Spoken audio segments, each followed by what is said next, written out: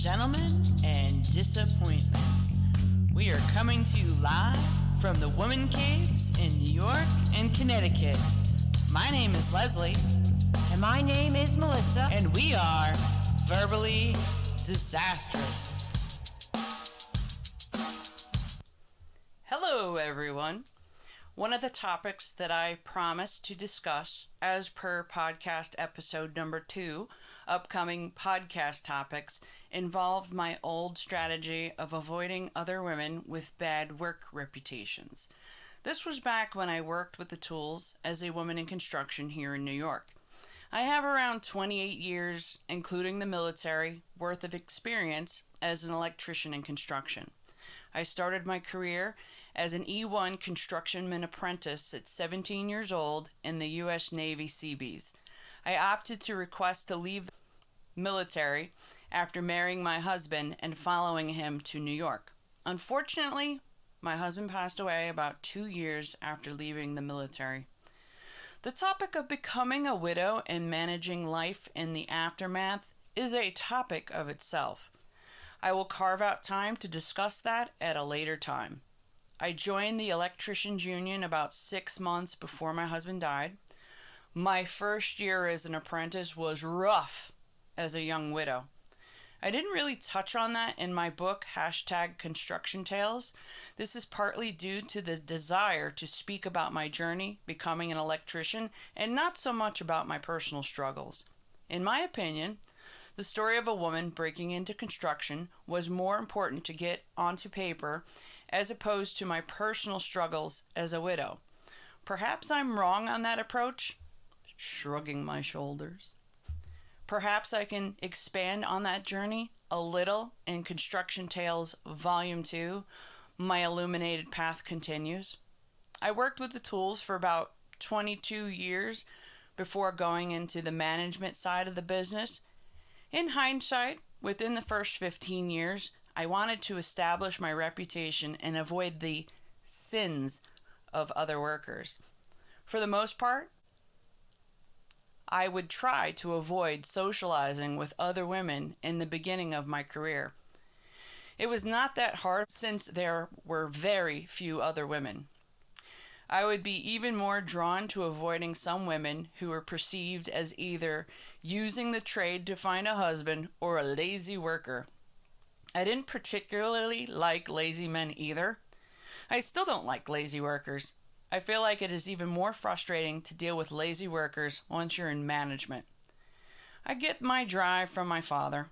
No one was tougher on me than my dad, who had a crazy work ethic. Apparently, I passed that down to my sons, more so my eldest. My eldest son, Tom, said that no one has pushed him as hard as I have to work hard. As I've gotten older, I've softened up my approach. I feel like I have a bunch of work to do to instill in my son, Johnny, a strong work ethic.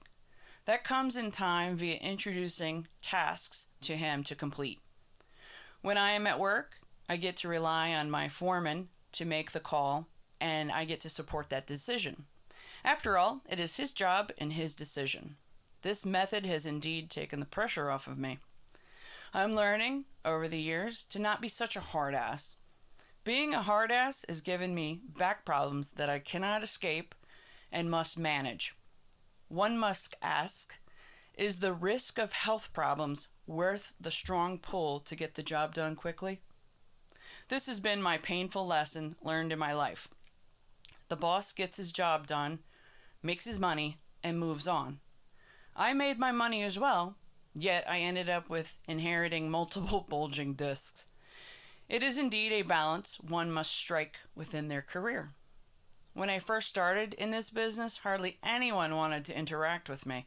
My classmates, as a first-year apprentice, used to not even want to speak to me. I refused to let that bother me. In construction, your reputation precedes you. When people know you're coming onto a job site, they'll call around to their fellow peers to get a sense of who you are as a worker beforehand.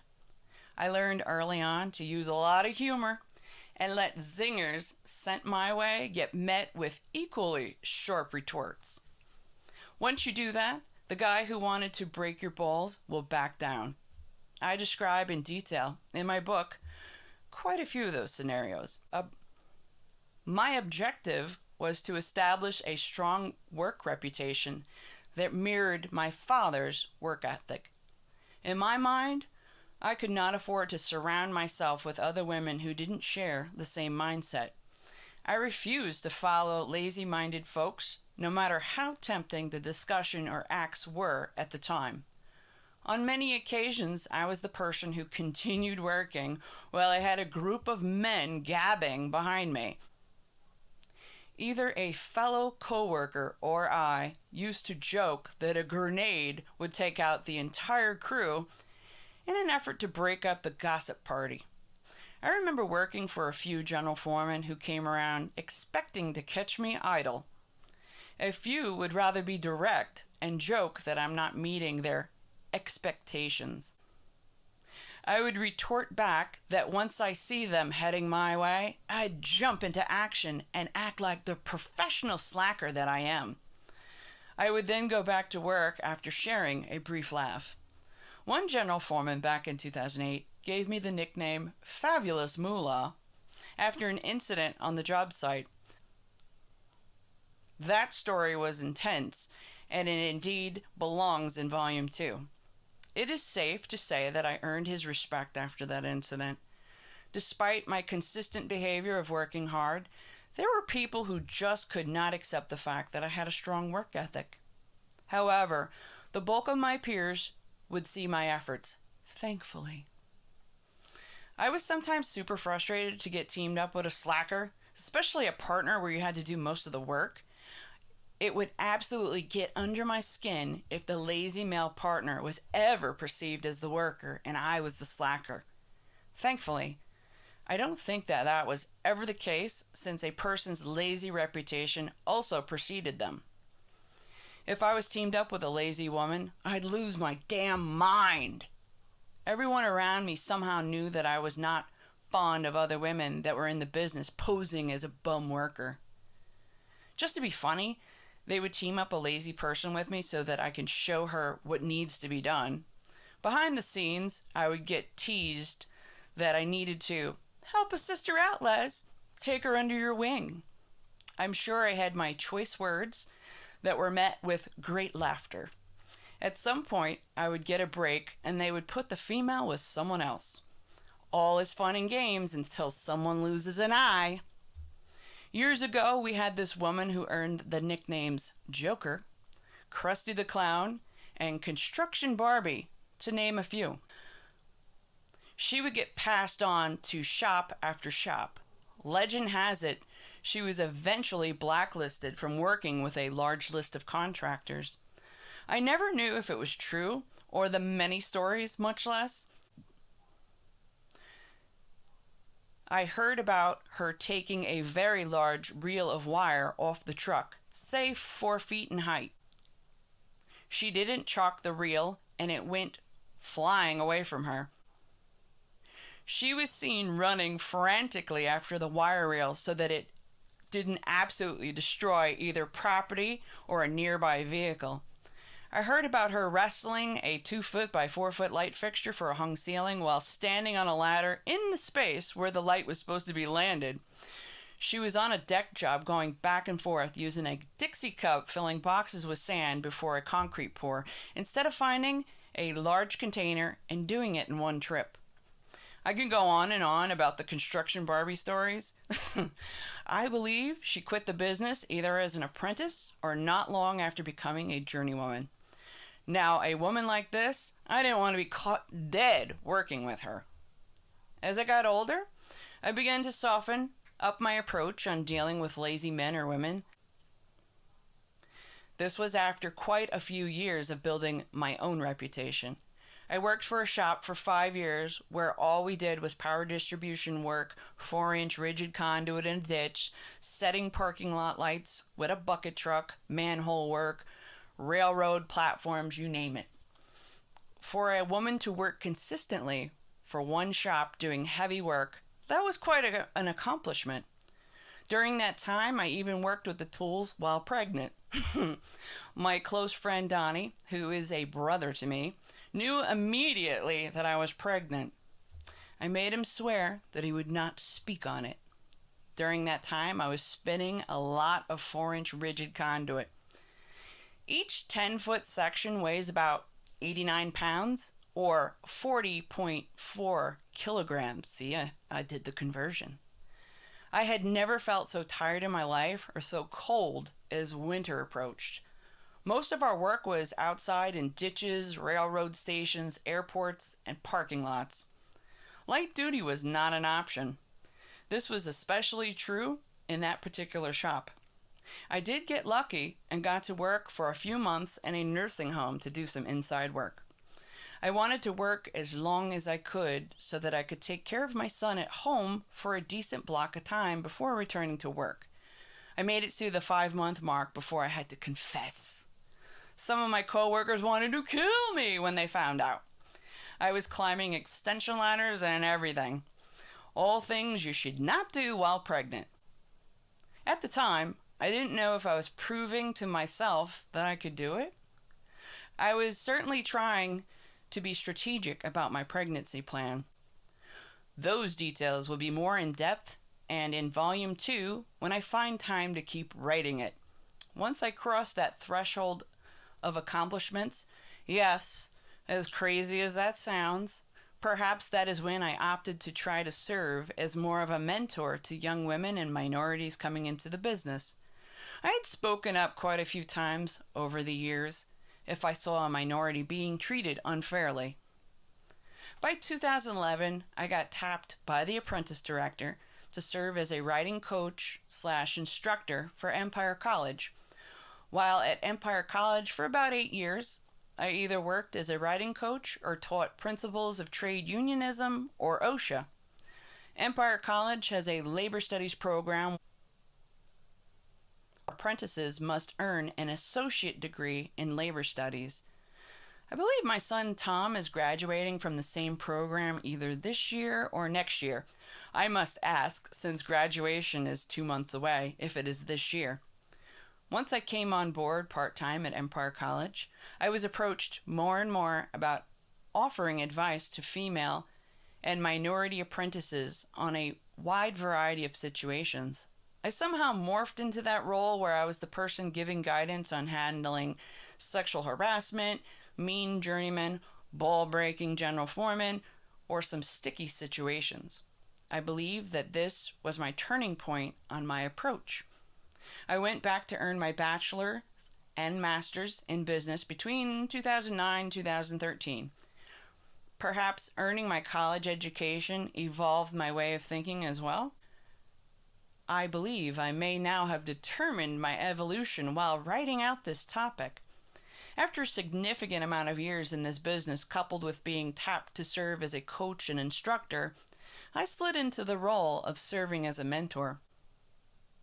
My demeanor helps make me approachable during a one-on-one discussion. Even on the job, I had people approach me quietly about how to tackle a task. I took that vote of confidence in my mind very seriously and went with it. I was approached around 2012 to come on board as an apprentice instructor. I turned it down since I was earning my MBA at the time and I was tapped out with my schedule. I'm sure that I will pick up teaching part-time again in the future as a retirement gig. I have a busy mind and I cannot imagine shutting down 100% once I retire. In summary, I evolved from the apprentice that few wanted to interact with to becoming a college-level instructor who serves as a mentor to many apprentices. By my last year of my apprenticeship, which is 5th year, I was quite tight with my class. I even hung out with them socially on many occasions. There are quite a bit of very funny situations that came out during those social functions. If you would have asked me, as a first-year apprentice, if I would have imagined some 25 years later, I could not have guessed the degree of change in my career path. Despite earning some aches and pains along the way, I would not trade my path for anything. I have enjoyed working on projects and taking great pride in the tasks my hands have created.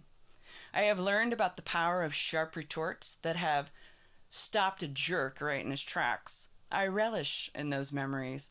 I have learned to let negative banter run off my back like water, never penetrating my soul as it was the intended target. Humor is a mighty tool that I recommend highly. I have learned to try to be softer on people who are learning. It can be an intimidating process. Oftentimes, I had to learn by watching, since few people wanted to take the time to explain. I even had people hide what they were working on. They didn't want me to learn. They tried to get me to fail via withholding information. I have seen guys hide prints and take them with them to put in the trunk of their car. At times, it is indeed a cutthroat industry. On the other hand, I see it as the brotherhood and sisterhood of my trade family.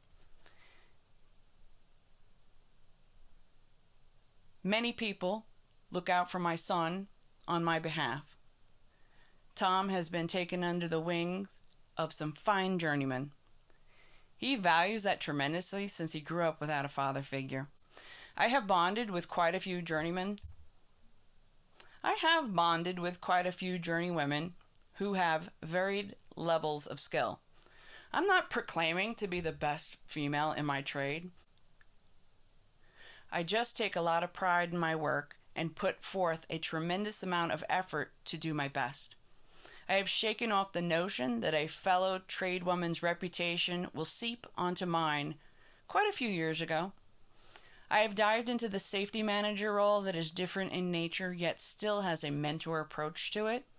Hopefully, my last 15 to 17 years left in my career can have at least as much or more of a positive impact on my trade brothers and sisters as what I've accomplished to date.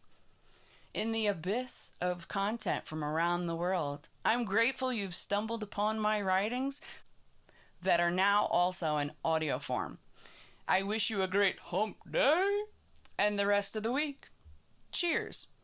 Leslie M. Jasper, author and host of the Verbally Disastrous podcast, now alive on Anchor, Apple Podcasts, Breaker, Deezer, Google Podcast, Pocket Cast, Radio Public, SoundCloud, Spotify, and YouTube. I will announce more platforms very soon. The audio blog, Verbally Disastrous Podcast, and Construction Tales blog, now available on Apple Podcasts, Anchor, Breaker, Deezer, Google Podcast, Pocket Cast, Radio Public, and Spotify. I will announce more platforms very soon.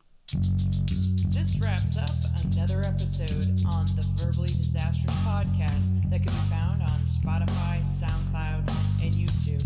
For more information, head over to www.constructiontales.com. Thank you for listening, and have a great one.